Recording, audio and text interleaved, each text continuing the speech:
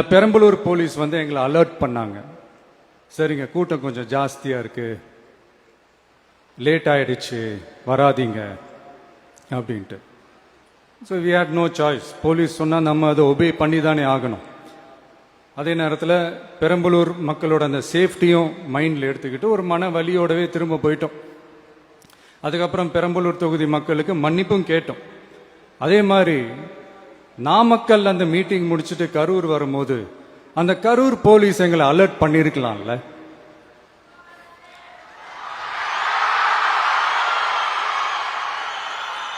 இல்ல சார், இங்க எதிர்பார்த்ததை விட கொஞ்சம் கூட்டம் அதிகமா இருக்கு, கண்ட்ரோல் பண்ண முடியல, வராதீங்க.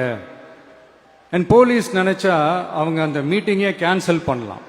ஏதோ தப்பா இருக்கு, ஏதோ தப்பா தோணுது அப்படின்னு நினைச்சிட்டாலே they have all the rights to cancel the meeting. எங்ககிட்ட கேட்கணும்லாம் ஒன்றும் அவசியமே கிடையாது.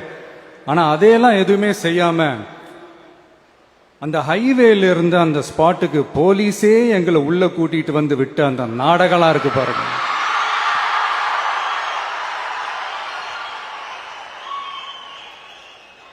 நம்பிட்டேங்க, முழுசா நம்பிட்டேன்.